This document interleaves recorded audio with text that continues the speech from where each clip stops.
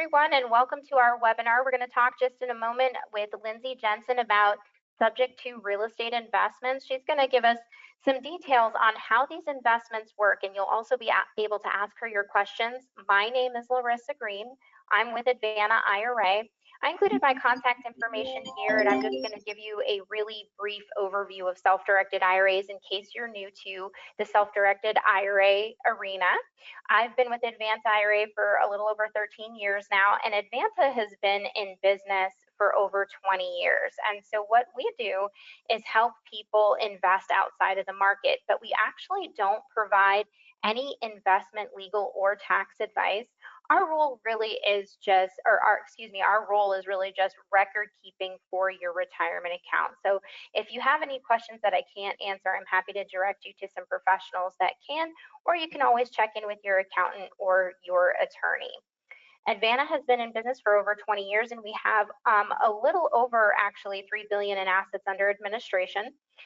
We are in the Clearwater area of Florida, and we're also in Atlanta, Georgia, but we can help anybody anywhere. So if you're not familiar with a self-directed IRA, we simply hold the account, you find the investment, and we help you get it done in the name of the retirement account. And so there are a lot of different asset classes that you can invest through a self-directed IRA into, like things such as, we're going to talk about subject to deals in real estate, of course, today, but we also see a lot of private lending. We see people invest in startup companies and buy private stock. We also see cryptocurrency, gold and silver bars and coins, and we have been doing this for over 20 years. So we are really the professionals in this industry and the experts. If you haven't heard of self-directed retirement accounts, or what I like to say is the truly self-directed retirement account, it's probably just because there's not a lot of companies out there like Advanta that will help you with these types of retirement accounts. Brokerage firms are great companies, but they've made it a business decision to only hold assets that are invested through the stock market. And so stocks, bonds, and mutual funds are going to be very common in a retirement account. But you can hold so many other types of assets. And, I think it's incredible that when I talk to people, so many people have great ideas for investing through their account. And a lot of times, it's investing in what they know best. We have farmers who invest in things like cattle, alpaca, racehorses. We have people who buy farmland. For example, I have entrepreneurs that invest in private stock of friends' companies or do angel investing. And so putting your knowledge to work and helping yourself grow your retirement account is really sort of the name of the game here at Advanta. And less than 4% of all retirement accounts are truly self-directed. And so that gives you an idea of where that money is being invested in. It is typically the stock market. When you think about how an asset is held in the stock market, it's sort of set it and forget it. You don't really think about what's going on behind the scenes, but assets are titled in the name of your IRA. Any income is received by the IRA. There's tax reporting going on. And so actually, Advanta handles all of that, but for private investments. I always like to give people an idea of the different asset classes, the different types of accounts that we can hold. And the reason that we do that is because for some reason people tend to think that there's a specific type of IRA that holds private investments or things outside of the market. And so the truth is, if it ends in IRA, it can be self-directed. So of course you have individual plans, traditional and Roth IRAs. But then you also have SEPs and Simples. These are employer-based IRA accounts. We can also help you with former employer plans. And the reason I put emphasis on former employer plan is because typically if you're currently employed, if you're a participant of that plan, there's going to be restrictions as to whether or not you can move any money from that account. And so it's going to be a former employer plan that's going to allow you to do that. And you can always check if you're currently employed, and sometimes there are reasons they'll allow you to move some money. Health savings accounts and education savings accounts are also types of accounts that you can self-direct, and so we can help you with those. And then, of course, individual Ks or solo 401ks. And so that is something that we're happy to assist you with as well. And we talk about all of these different types of plans and help you get acquainted with them so you can make decisions on which type of account might be right for you if you're just getting started. We have webinars on that. So if you have any questions on types of accounts, types of investments you can make, or the rules for self-directing, please feel free to reach out to me. I'm happy to provide that information to you. Now we're going to move on and invite Lindsey to share with us information on subject to IRA investing. And I just want to remind everybody that you can type questions into the chat box. So if you're new to webinars with Advanta, please feel free to get your questions in there. We're happy to help you out as we go. And I also did upload the slides as a handout. So if you look on your right-hand navigation, you'll see not only the question box where you can get your questions answered, but you can also download the slides as a handout. Hi, Lindsey, how are you doing today? I'm awesome, Larissa. Thanks for having me on. Yes, absolutely. So you should have control of the slides now. Okay, awesome. Well, thanks for having me. And I just want to tell everyone that I just finally switched the last of my IRAs over to Advanta. I've had several different self-directed IRA account custodians, and I love Advanta. They are easy to talk to. They always answer the questions. It's easy to log in. There's a lot of different things that can go on with different custodians. I just have to give it to Advanta because I finally switched over all of my accounts to you guys because the customer service is just outstanding. So, and I always feel like I know what I'm doing with you guys. Oh, thank you. All right, well, thanks for having me. Thanks for being here today. I'm gonna go over with you guys subject to investing. I'm gonna give you some examples and I'm gonna kind of introduce to you who I am. I have been doing subject to investing for the past 8 years, and I was taught to do it the right way, not you know, some of the ways that are being taught right now are not only dangerous to you and the seller, but also, you know, are going to cause a lot of legislation coming down the pipe because of the way certain deals are being done. So please, if you're looking to get into this, which I highly recommend you learn, because there's going to be a lot of deals that are only going to be able to be done with a subject to type of deal here in the near future. Make sure you learn to do it from somebody that knows what they're doing. And I'm not just saying me, I'm just saying that there are many people that I learned from that understand how to do this as well. But just make sure it's a good person who understands what they're doing, and it's not just someone that's out there marketing their butts off and are just popular, okay? All right, so let's get started. So this is me and my little family. That's a little bit of an outdated picture, but just to kind of give you guys an idea of who I am a landlord. I take care of anywhere from 60 to 70 properties at any particular time. I'm obviously a wife and a mom to 2 little kids. And when I started this journey, I also had an SEO company that I was running. I started with flipping my own properties and also kind of dove right into purchasing properties subject to. So I now have added teaching to my list and have been teaching for the past several years because honestly, I love to give back. And I don't know where I would be if it hadn't been for all my mentors in this space who taught me to be the investor that I am. And so I don't want to tell you all this to impress you. I was really busy when I got started in this industry. My husband traveled a lot, so everything with the kids was basically on me. And I built this business, this investing business on my own. Everyone always goes, does your husband help? No, he does not. He has a full-time job. And so the reason I tell you that is because I don't care what you have going on in life. You can start this part-time and you can be an investor and you can grow a portfolio that you can retire from. My portfolio today is worth over $10 million. And so I built that, well, we built it up to 10 million within the first 6 years. So just understand that you can do that with part-time investing if you do it really smart. So what is subject to? So buying a property subject to means a buyer will take over the seller's remaining mortgage payments. Now, you are not formally assuming the loan. That loan stays in the seller's name. However, the title, the deed, will transfer from the seller to the buyer. So you will own the house, the seller will remain basically the owner of the loan, but you will take over paying that mortgage for them. I always hear, especially when I got started, man, I had people coming after me saying that Subject 2 was illegal, I was going to end up going to jail, it wasn't good business, all of these things. It is not illegal, you guys. You're not going to go to jail unless you do something illegal, right? Now, if you make those mortgage payments and you do everything that you promise you will, that you tell the seller that you will do, you're going to be just fine. And those sellers are absolutely going to love you. I still have really, really good relationships with all of my sellers.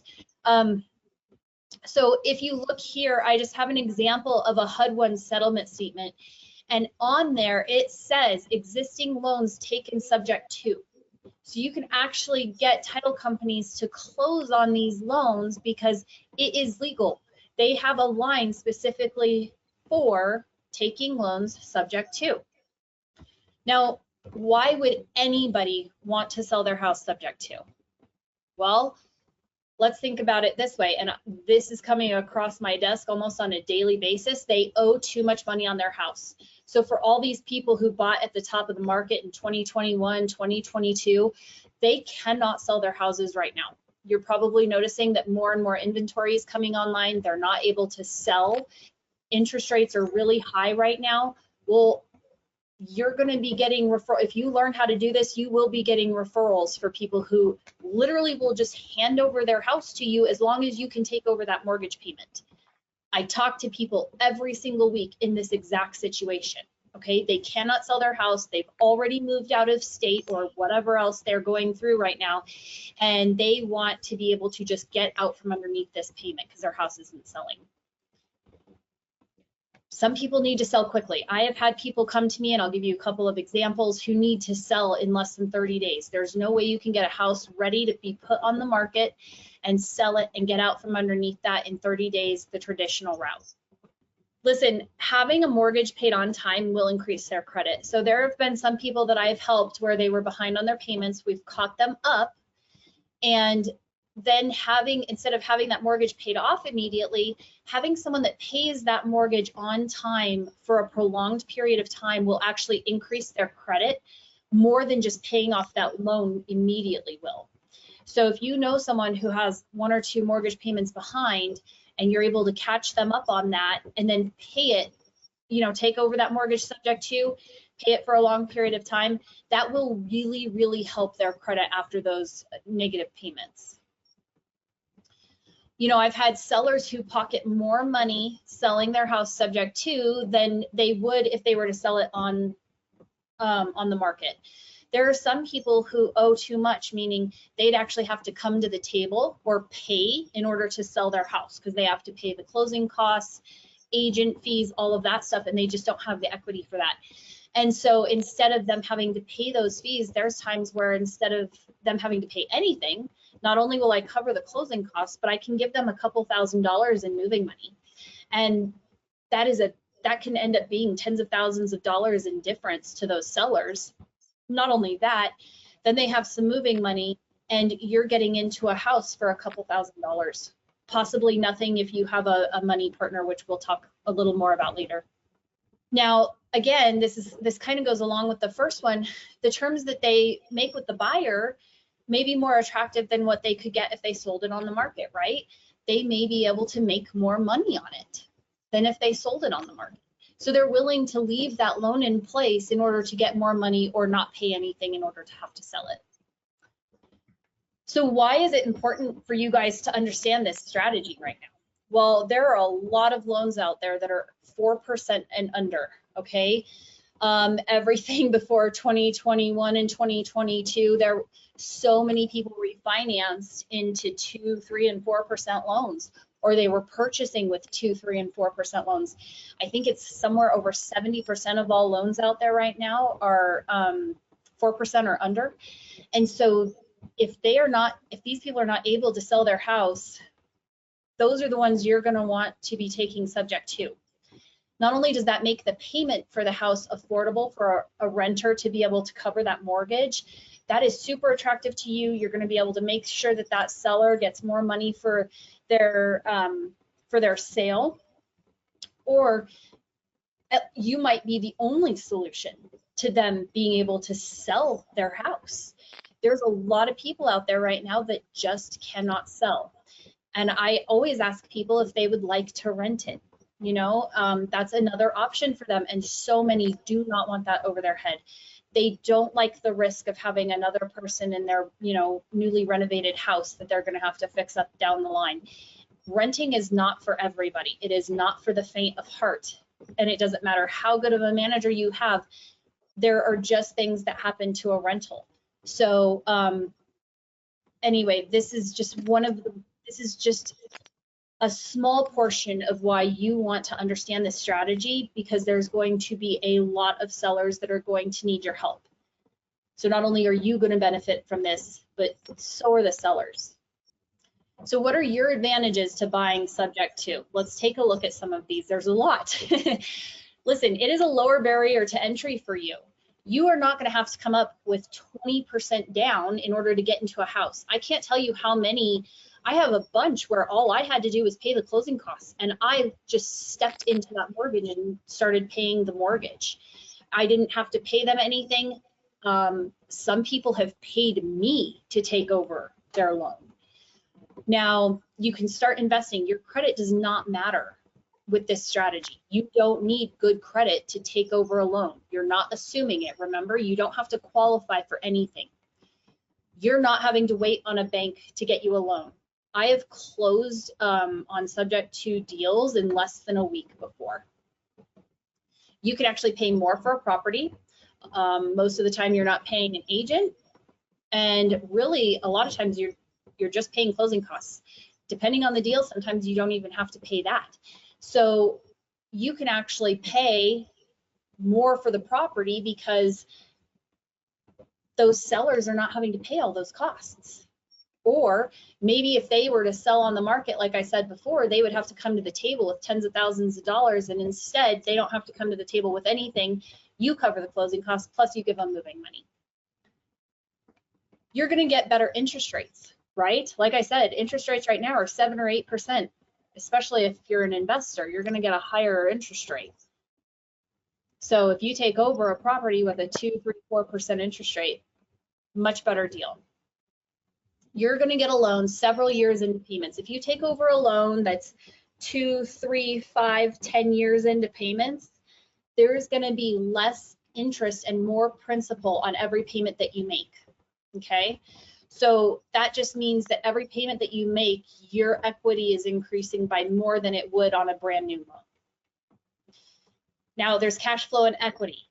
It gives buyers a chance to cash flow on properties that would not cash flow had they received a new loan. Does that make sense? So when you're taking over a 3% loan, the payment on that is going to be much less than if you put a new loan, even if it's the same exact amount with an 8% interest rate on it. A lot of those are not going to cash flow. And buyers get to write off the depreciation on the taxes. So you as the investor are actually going to get to write off the depreciation of these subject to houses on your taxes. This is awesome. This helped my husband and I a lot with the amount of taxes that we were having to pay on his earnings. So we figured, at least in the beginning, every property saved us between $3,000 and $5,000 a year in taxes. So this is another, it's a great way to get more than 10 conventional loans, because if you go out and get your own loans, you can only put 10 in your name and 10 in your spouse's name. So this is a great way to get more than that. Now there are risks to buying subject to. There's a due on sale clause, okay? But if you do these things right, you shouldn't have to worry about this. And even if something does happen with the due on sale clause, we have ways to handle that after the fact, okay? So it's not a big worry to me at all. You just have to know what to do if and when that happens. Now, again, I've been doing this for over 8 years. I have never, ever had a problem with this or had one called due or anything. My mentor, who's been doing this for close to, I think, 25 years, he's had, I think, 2 called, and he was able to fix both of them.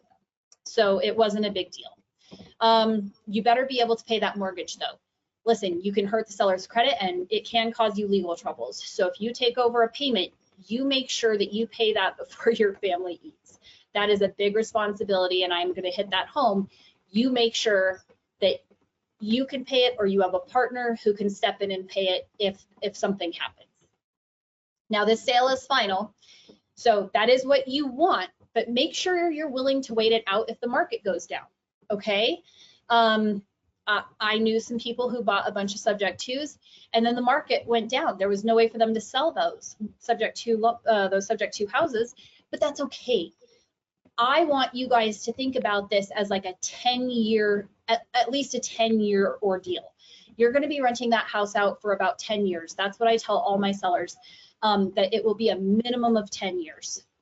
Maybe along the way we figure out that we can sell it early, but I tell them minimum of 10 years because that will get us through any market cycle. So I don't even keep track of what my houses are worth for the most part, because if the market goes down, I don't really care. I'm waiting for a certain time period to make sure that I can sell these and that I don't have a problem with it. Lindsay, we had a question pop up, just a little bit of an explanation on what a due on sale clause is. So a due on sale clause means that if somebody transfers their house, like basically sells it in a subject to way, that the lender can call that loan due in full. We buy in a trust, which I'll go over in a little while, which people are allowed to be putting their loans in, or their houses into trusts. And so that doesn't really alert the lender that a house has been transferred. So a lot of times you don't have trouble with that. Now, it's not to circumvent or lie to the lender by any means. It's just how I do it for estate planning purposes. It just also helps with that fact. But the thing is that there's other things that you can do after the fact that it's a lot to get into today, that you can, there's a lot of solutions to if the lender does call it due. Most of the time they're not going to, because if a loan is being paid on time, they're not going to mess with that. So just make sure that you're paying it in full on time every month, and you shouldn't have much of a problem. Okay, so ways to structure a subject to deal. First of all, just as is, you close on the property and start making the mortgage payments. No money is due at the closing table. You can structure it where there's cash due to the seller. So you pay the seller the difference between what they owe on the mortgage and the agreed upon sales price. So maybe at the closing table, they walk away with $5,000. So you pay them that $5,000 at the closing table, and then you take over the mortgage payments from there on out. That you can also structure it as a seller carryback. I've done this before. Some sellers are willing to wait on some of their equity just to get out from underneath a payment or a house that they can't sell. So let's just say that the seller owes $100,000 and the sales price that you have agreed upon is $150,000. The seller would get a note and a deed of trust or a mortgage, depending on what state you're in, that says that they're owed $50,000 at some point in the future. Now, you can make this be a specific date, or it can even be upon sale of the property, meaning they get paid when you get paid. It can also be a combination of these. So it can be a combination of some seller carryback and some cash at closing. So maybe the seller gets $25,000 at closing and $25,000 in the future. Or maybe the seller gets payments of $200 a month that goes towards that $50,000. You really can create your own deals, and every single deal is different. So it just depends on what the deal will support and what the seller needs. Remember, when you're talking to sellers, you really need to find out what they need and solve that need, and that will really help you structure the deal. Okay, so again, I buy in a trust. We buy in a land trust. A land trust is an inter vivos trust. It is revocable, meaning it's not permanent. And so basically we title it as it would be purchased by 123 Main Street Trust, and then your LLC would be the beneficiary. You're the trustee. That's how I structure mine, okay? And I do go over that a little bit more in a class that I have. Loans to avoid, ARMs. Now, I'm not saying you can't take over a loan that adjusts, but make sure you understand how much it adjusts and that you understand what that payment can potentially adjust to. You need to know what you're doing. CHAFA loans, which are basically state-sponsored FHA loans for first-time homebuyers, typically, and those are, we actually recommend, and some people recommend not doing FHA loans at all. You can actually do these more in like a master lease style. That's a whole different thing. Don't ask questions on that. Look up master leasing later, but that's a different thing that you can do on loans like that. And then reverse mortgages, you cannot do subject to, so just don't even try that. I know you mentioned that there are some steps to take if the loan gets called due. So you had some questions pop up. Are you going to talk about those steps? And the follow-up question there is, you kind of already answered this, but how often have you seen the lender call it due? So that person might have joined a little bit late. I know you haven't seen one yourself, and in your mentor's 25 years, just two. But will you talk about steps to take in case the lender does call it due? Yeah, that's a whole long section I don't have time to go over today, but okay. I will point you in the direction of how to get all those questions answered at the end, okay? Okay, perfect. Awesome. So what to look for in a subject to deal? Cash flow. Is there enough room for you to cover that monthly payment and make a little bit of cash flow, okay? Price. Maybe you get instant equity. You can look for long-term delayed gratification. This is how I bought a lot of mine. A lot of mine had almost no spread, not in the payment and not in the equity, but I make more later. I waited for that equity over time. Make money on the exit strategy, so you can assign the contract, which is quick cash. Now, there are people out there teaching, assigning subject twos. You do not just do this to anyone. You don't post them to Facebook and get assigned. You are not released of the liabilities of a subject to deal the second you assign it to somebody else. You have made an agreement with that seller. You better know who you're assigning that to. They better know what they're doing with subject twos. I have one or two people I would do this with in my town. That's it. I would never post it to Facebook and just send a subject to someone I didn't know. So understand that. Now you can sell it on a wrap. This keeps you in the deal, meaning that the person that buys it pays you, and then you pay that underlying mortgage, keeping you in the deal, and you're able to make sure that that mortgage gets paid every single month. You could do a rent to own, meaning you get cash flow, you get a down payment, but no management. You can also keep it as a rental. This is my main strategy, is to keep them as rentals. I get tax benefits, I get appreciation, I get pay down, and I get cash flow. So here's a deal example. This is a referral from another homeowner whose house I purchased subject to. Now these sellers were being relocated by the military and they owed way too much on their home to sell it. They needed to leave within a month. Okay, the military does not give people time to leave. Now the house needed some work as well. They were also behind on their house payment by 2 months. Okay, they owed $259,000 and some change, and it was only worth about $265,000. They would have had to pay a lot of money to sell. If they were already not making their mortgage payments, they didn't have the money to pay to sell the house. It needed a little bit of paint and a new hot water heater. The payment was $1,636 PITI. That means it had taxes and insurance, and the rent was $1,700 max. So not a ton of spread there. So here's what I did. I said, I will purchase your house subject to your loan.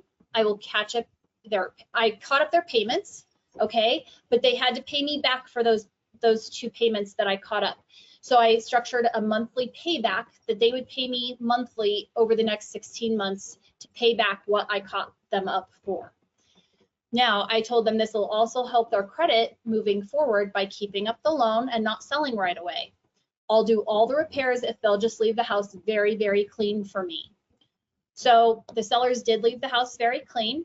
I got it painted and put in a new hot water heater. The repair costs were about $3,000. The mortgage payments to catch up were $3,260, and the closing costs were $1,500.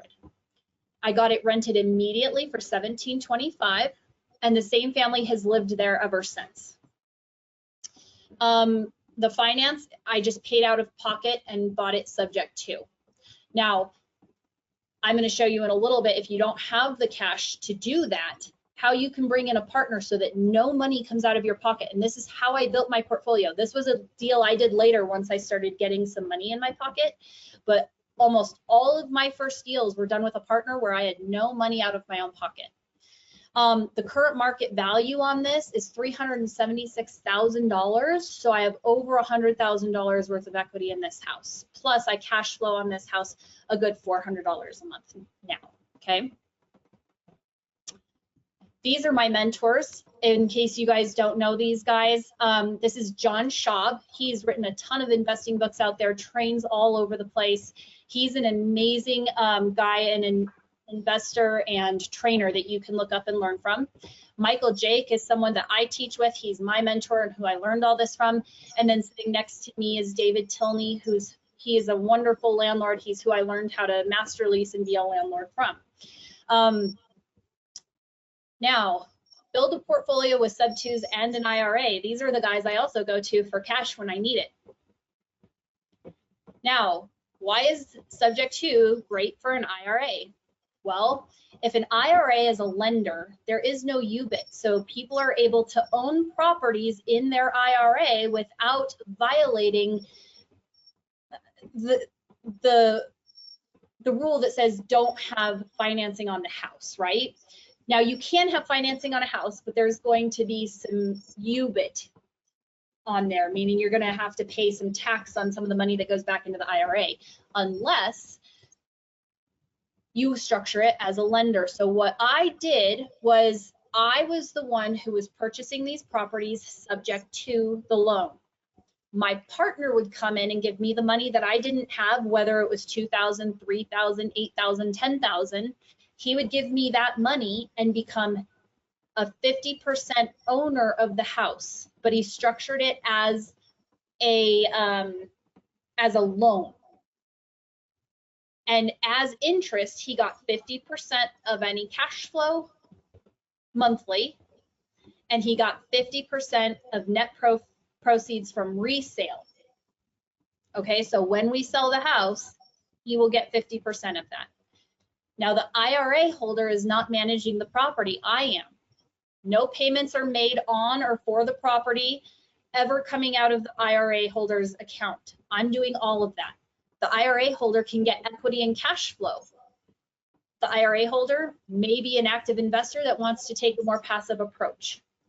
Okay, so this is all really good stuff for the person that's giving you the cash. It's hands off for them, but they're getting a really killer deal. But so are you, because without their money, you wouldn't have a deal anyways. Okay, and then over here, I'm just showing you that the investment income is exempt from UBIT because interest and points made from the money lending is investment income and is exempt from UBIT.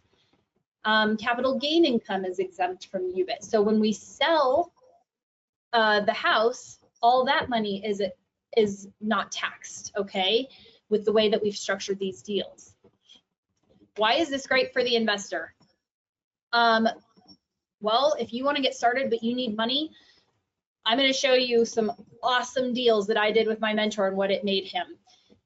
Investors that need a mentor. I needed a mentor. My mentor knew how to do this, so he taught me how to do this, but he knew he could trust me, so he had a safe place to put his money with no work. He got half the house, or you get half of the house that you wouldn't be able to get otherwise because you don't have any money. I didn't have money when I started, so I brought in someone who did, and I got a lot of houses really quick just for sweat equity. I get to own the house, so I also got all the tax benefits. That's okay because the IRA person doesn't need the tax benefits. I also get half of the cash flow. But you know what? If you're the one learning this, like now, I don't have to give away half of the house anymore. I know what I'm doing now. I'm not learning anymore. So I might be able to, you know, make a different kind of deal. Maybe it's 25%, maybe it's only 30% I'm giving away. It just depends. Okay, so Emma Lane is a deal we found door knocking with my mentor, Bill Cook.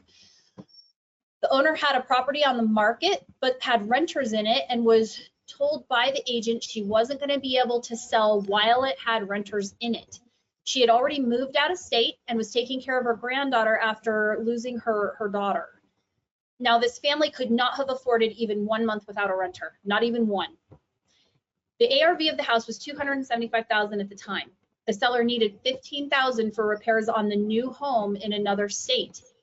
If she sold this house with an agent at $275,000 and you minus off the what she would have had to pay agents, sales costs, all of that, she would have only netted about $253,000. Okay. Now, to also sell it like this, she would have had to make repairs, get the tenants out, paid holding costs. And remember, she couldn't afford to pay for those holding costs without tenants in there. So it wasn't going to work for her. And it most likely would not have netted her $15,000 after all was said and done. So what we told her we would do is that we would give her $15,000 at closing. That's what she walks away with. And we would take her loan subject to. The sales price was $251,000. The loan balance was $236,000. Okay, then the cash to seller, repairs were $5,000, closing costs were $2,000. All in cost was $258,000. The monthly payment was $1,297, and the rent was $1,600. Now the cash flow is split on a monthly basis. So even though we were making about $400 a month, each of us took $200. My financial partner gave me $18,000 in exchange for 50% of the property. Current equity is $240,000. My financial friend gets his $18,000 back first, and then we split $222,000. So we did have some questions pop up. Because you mentioned here door knocking. So the question was, how do we find subject to deals, or what is your best suggestion for finding those deals? I'm just going to tell you, most of mine have come from postcard marketing. I have found them from anything else you want to stick with, you'll find them. You can go door knocking. I've bought them from door knocking. I've bought them from, and I know you've bought some from door knocking too, Larissa. Mm-hmm. So you can find them door knocking. You can find them cold calling. You can find them texting, although there's a lot of laws that have changed on the texting. My favorite just happens to be postcards, but you can find them in any way. Okay. You just have to be consistent with whatever you choose. And then another question is, so you can do these types of deals without a broker? Yes. And let's see, have you ever done a subject to on a mobile home? No, but I do have friends that have. I just haven't purchased a mobile home. Okay. Let's see. And then there was a question about UBIT, and I'll just touch on that very quickly. And we do have a webinar on UBIT, but it's basically unrelated business income tax. And that tax is a tax the IRA is exposed to in two circumstances. One, if there is financing on real estate that the IRA is involved in the deal as either a partner directly. So remember, Lindsey emphasized that the IRA is a lender here, and so it is exempt from UBIT. But if the IRA was an owner in the trust, it was an owner in the LLC, if it was a limited partner or subscriber, and there was a loan on real estate, then that would subject the IRA to unrelated business income tax. And then the other circumstance where it applies is where business income is being returned to the IRA. So like I said, I do have a whole webinar on that. So if you're interested in learning more about that, please let me know and shoot me an email, and I'll make sure to get you a copy of that webinar.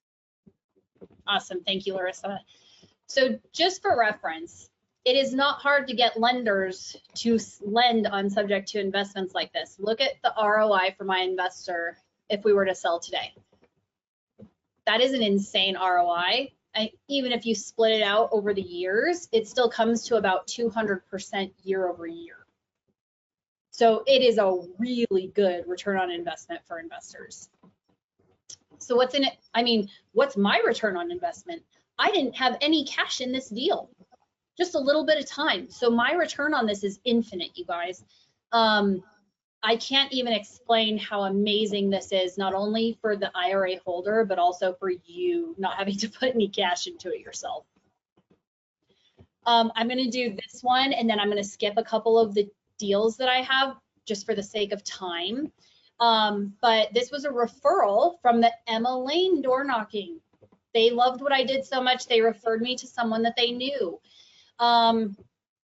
This lady's daughter was renting a house and the owner wanted to sell. Now, Janae, the tenant, wanted to stay and couldn't find anything else she could afford. She had just gotten done with massive cancer treatments.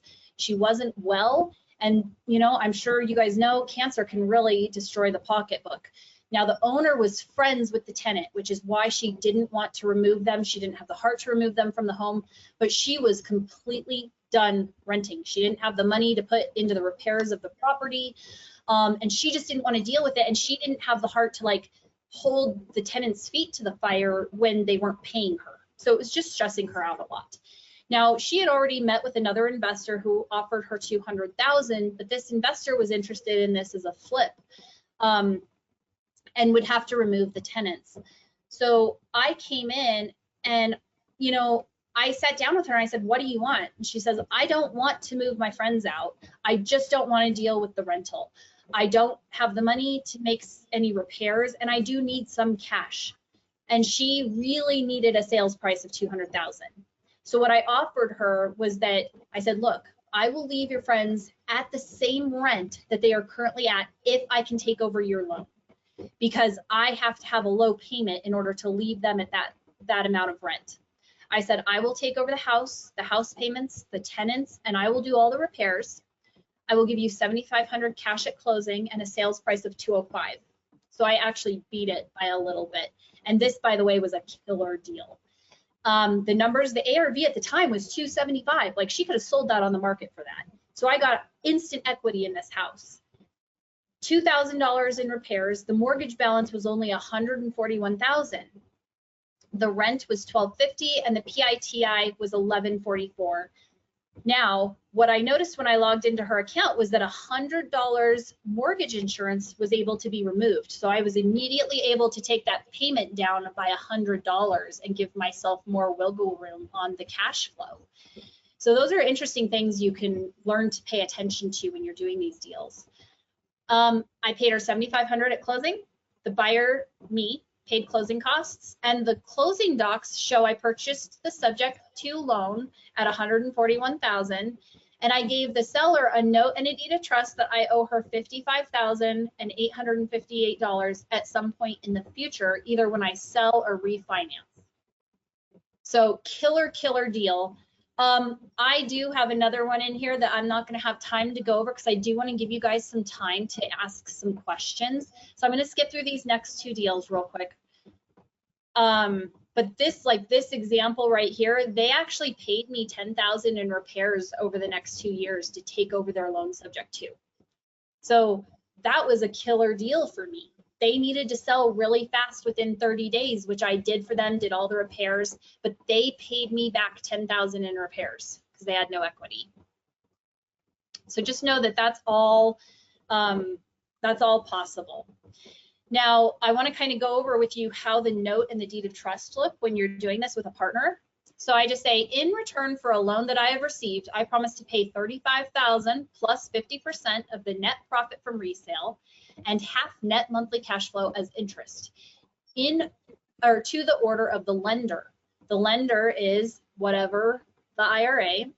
I will pay principal and interest by making monthly cash flow payment if applicable, and single balloon payment of principal and interest due on resale.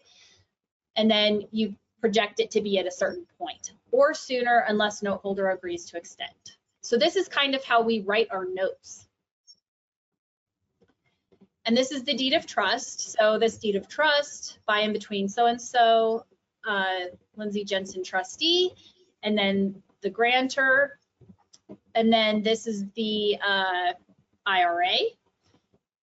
Okay, so it just kind of shows you that it has the trust in here, me as trustee, the grantor, my address, the IRA, and their address. And then it just shows that we're both, this is the deed of trust showing that the IRA is secured by this deed of trust. Our promise is secured by this deed of trust. So I can't not pay this IRA. It's secured properly. I just wanted to give you a little bit of an example for that. So why do you want to learn this? Listen, as the IRA holder, if you're the IRA holder and you learn this, you have something special to teach a hungry new investor. And then when you teach them your way, You then have a safe place to put your money and someone who will work with you long term. Mike and I have had a 9-year relationship of working deals together. I still borrow money from him. We teach together now. We do a lot of stuff together. You can really solidify some really awesome relationships by doing this. If you're the IRA holder, you can fund their deals. You get half of the house for not much money, and there's no UBIT and no tenants for you to deal with. Now, if you're the investor without the money, this skill set is going to set you apart. You can offer amazing returns on small investments.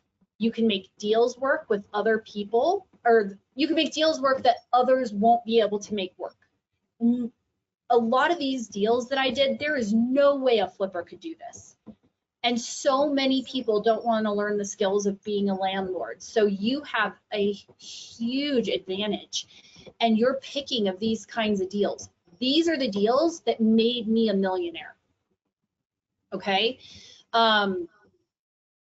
You can grow a $10 million portfolio in 6 years. That is exactly what I did here. I just want to get across to you guys how amazing this is. You don't have to flip 100 deals in a year. That sounds so stressful to me. Like, you don't have to be one of these huge churning companies doing all these deals in order to make something like this happen. It happened for me in 6 years, and I don't think I ever did more than 12 deals in a year. It's very, very doable. Okay, so I know a lot of you had a lot of questions on a lot of stuff, and I don't blame you because there is a lot to this. I shoved as much as I possibly could into a 40-minute presentation for you, and I still want to leave time for a few questions at the end. So I have a class. It's a Subject 2 course. It has everything in it you should need A to Z to get Subject 2s done. It has why people say yes to Subject 2 offers and how to find the people. So we go over marketing. I talk about the risks and how to avoid them. So those of you that had issues with, like, what do you do? What steps do you take if a loan is called due? I have that in the course, how to handle those kinds of things. How you use land trusts with Subject 2 deals. What loans to avoid and why. Different ways to structure Subject 2 deals, and a ton of examples as to how you can structure these. There is unlimited ways of how to structure these things. What you can do if there's judgments and liens on the property. You can absolutely take over Subject 2 loans with judgments and liens on the property, because those judgments and liens are sometimes a blessing for you, because that means that that seller cannot sell that property with those on there, but it does not harm you to take it over with those on there. It might actually get you a much better deal. Also, how to handle a new lead and prep for the meeting.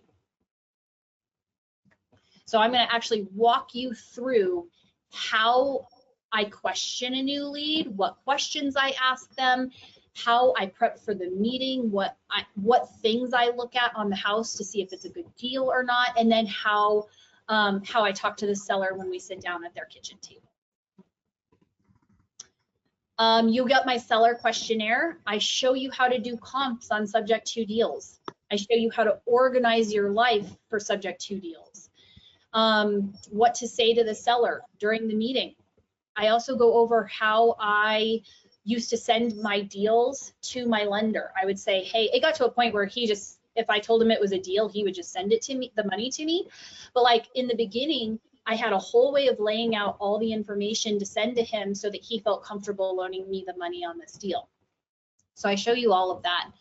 What to say to a seller during the meeting, how to handle questions and objections. How do you handle the insurance on a Subject 2 deal? I'll show you all that. How to write the contract.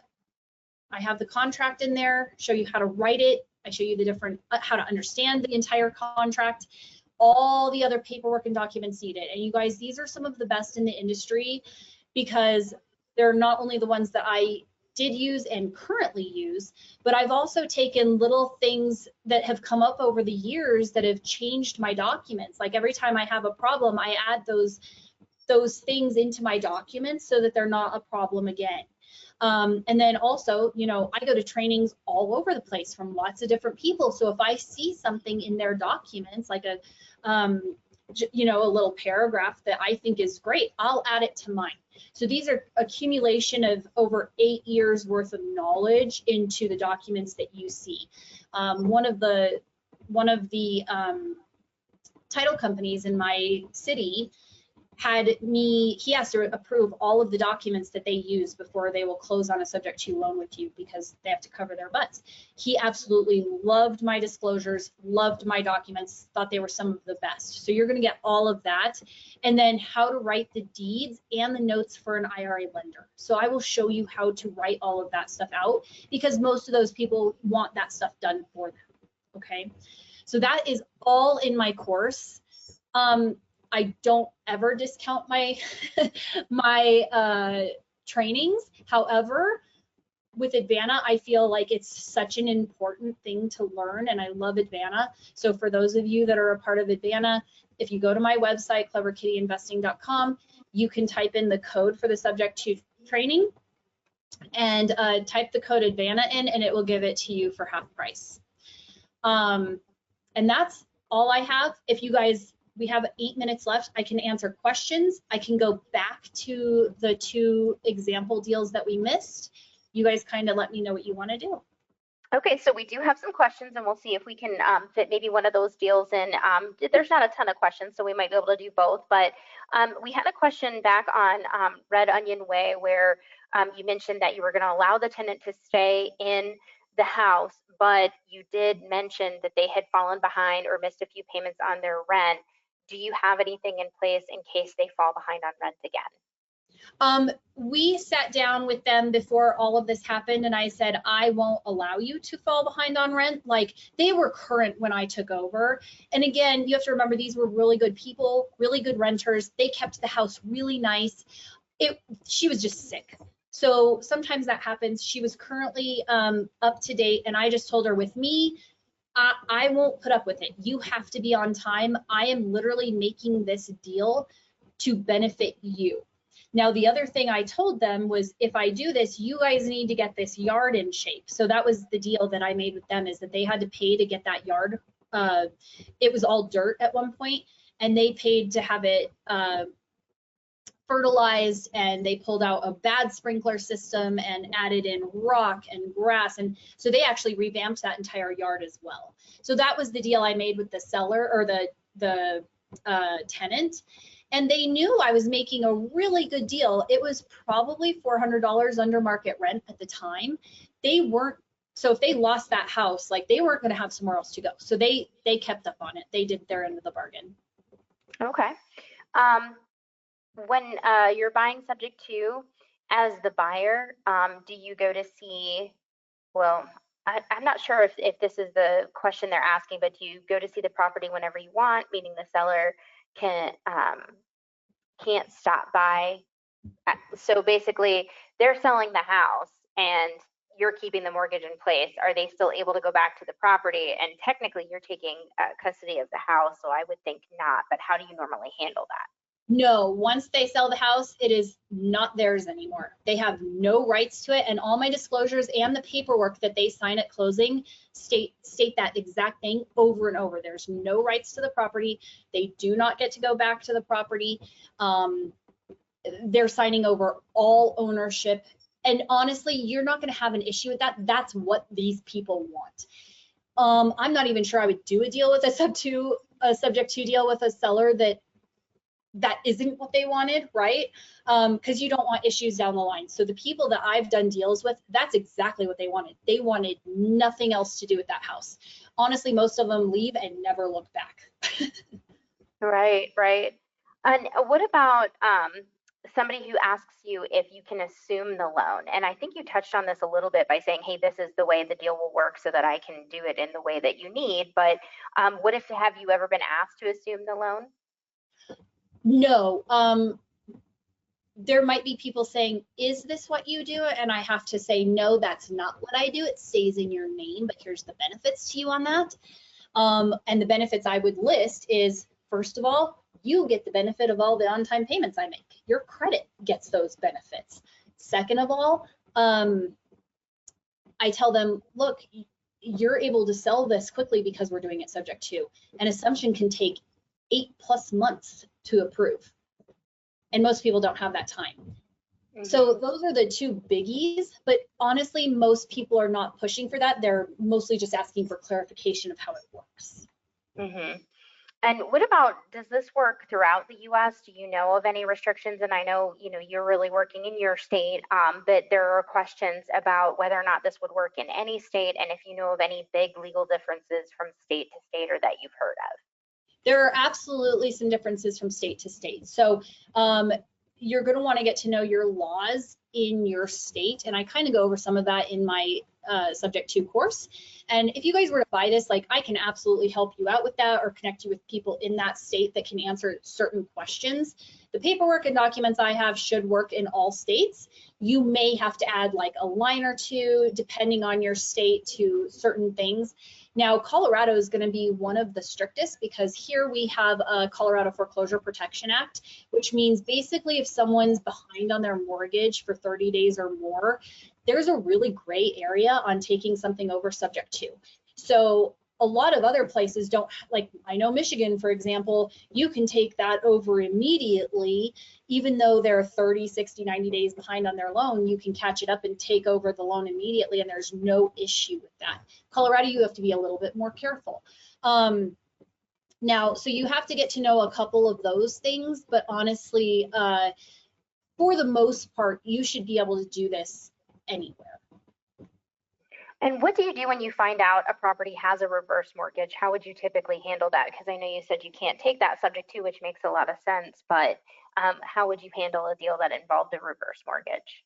Okay, so usually if there's a reverse mortgage, it was a mom or a dad that had the reverse mortgage on the property, and now the child has inherited it with a reverse mortgage on it, and they're looking to sell it.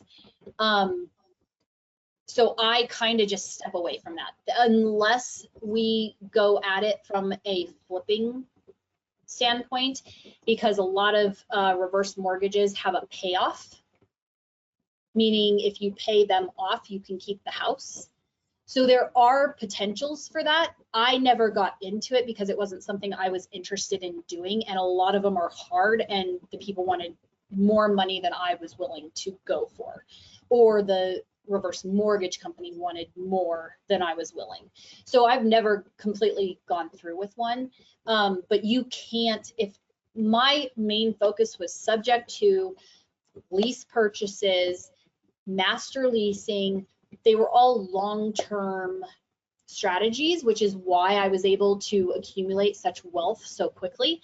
And so I didn't mess with a lot of the stuff that was outside my box. I did flips, but they had to be slam dunk flips. Okay. We had a question on your class. Does that include the postcards you use to purchase subject to?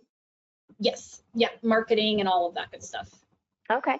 And does that mean if you buy the property subject to that the seller can't qualify for another mortgage until you sell or pay off the mortgage? Oh, sorry. Say that one more time, Larissa. Yeah, so if you purchase their property subject to, so you're keeping their mortgage in place, does that mean that they won't be able to qualify for another mortgage until you pay off the loan or sell the property? Awesome question. So that depends on the lending at the time. So when I first started doing this, almost none of my sellers had an issue getting a loan immediately after. You may have to get them some paperwork, and I do go over this in the class, like what I would do for people who needed a loan immediately. So I would help them with the paperwork that the mortgage company needed to get them another loan immediately, because they just have to see that someone else is paying the current mortgage. Now, I also tell everybody it possibly can affect you for a year, because a lot of times lenders will not count the income from a property that's being rented towards their income until it's been a year. That's only if they're a new renter. If they've rented a different house for a year, they will count the income on this property immediately. So it may not affect them at all. I always tell them you're going to have to talk to a lender. And the thing is get to know the lenders in your area too, or people that can work nationwide. Like I have one guy that works in several of the states. So I refer him out to like people who contact me and say, hey, do you have a lender who can do this kind of a loan, who understands what we're doing here?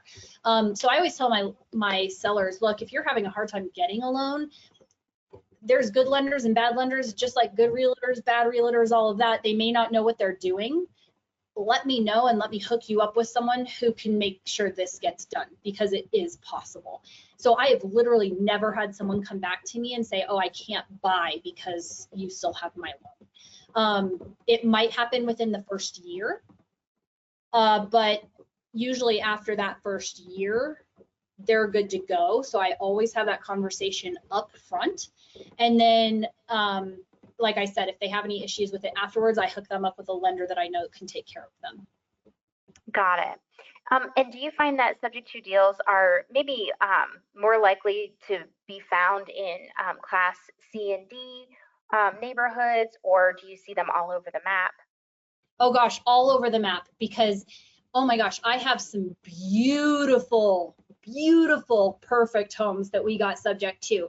I mean, you can get them, like one of the ones I'm thinking of, we got because it was, some kids had inherited it from their dad, and so they didn't care if the loan was in place forever. So we just paid them out on their equity. They ended up making more than if they had put it on the market, and the renters were leaving, so they didn't want to have it on the market and have to pay that mortgage for a prolonged period of time.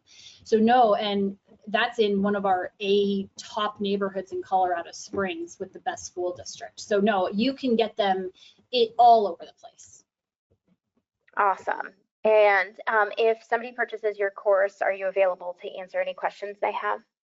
Yeah, I mean, I can't say I'm going to be Johnny on the spot every moment, but like, yeah, you guys reach out to me. I'm here to help. And I also know people all over the country because I've been teaching. So if you need help with stuff specifically in a state, I definitely have the contacts to make sure that we get your questions answered, for sure. Yeah. Okay, great. What have you seen different in the market over the last 18 months? Woo! So many more leads just popping up and coming to me. Like, I haven't had to market for quite some time for leads, and there's more and more coming at me. Now, I will say a lot of the deals that are coming in, you have to be a little more, I have to look at them a little more closely because the payments on them are really high, and rents have not caught up with these mortgages yet, but they will. So just be careful to make sure that when you're looking at the rental, that the rent will cover the mortgage. So that's the main thing. But I mean, I'm getting more and more subject to deal leads, people that would literally just, if I told them I could take over their payment, they would lay down and say, good, I'm done, and wash their hands of it. I'm getting more and more of that, which is really exciting. I never wish this on sellers. I want to preface it with that. I am more happy that I can be there of service to the people who need it. Awesome. And let's take one more question. We had a lot of questions pop up. I would encourage you guys to check out Lindsey's course. There's a question here on how to reach out to you, Lindsey. Do you have, I have my screen kind of loaded down here. Do you have your contact information here? Yes, there we go. So here's how you can reach Lindsey and check out her course. Also, Lindsey, where are you teaching next? Do you have something on your schedule? My next scheduled one that's not a webinar is going to be Jim Ingersoll's Deal Maker, and that's in like March of next year, I believe. Okay, great. So you guys can reach Lindsey here, and then we're going to take one more question and wrap it up. But remember that this webinar is recorded, so you'll get the link to the recording. And then also the slides have been added as a handout, so you are welcome to download the slides so you can review them. If you have trouble downloading, when I send out the recording, there'll be a spot there where you can reply and request the slides. I'm happy to get them over to you. And so there's a question here about, let's see, do you find, and you kind of really already answered this, but do you find that people are tending to sell subject to just based on the higher prices and the environment? And you really kind of already answered that, but you are seeing more deals just because of the state of the real estate market. Yes, and I have to tell you guys, like, I built my subject to business in an up market. So don't think that it doesn't happen in an up market. It absolutely does. I think the only time I ever saw it go a little soft was when during COVID when the values went up like $100,000 in a year. But that's not normal. But that's literally the only time I saw it where a lot of deals didn't make sense. And honestly, I still bought through all those years. There were still deals to be had. So you can do this in any kind of market.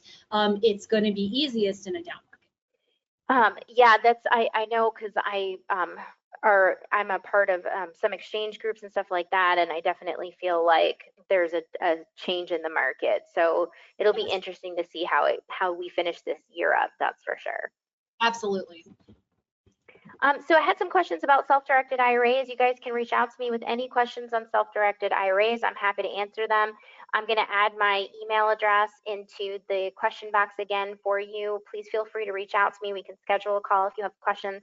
Again, reach out to Lindsey with any questions and check out her course. And we are so glad that everybody joined us today. The recording will go out usually in 24 hours, sometimes a little sooner. Thank you so much for joining us, Lindsey.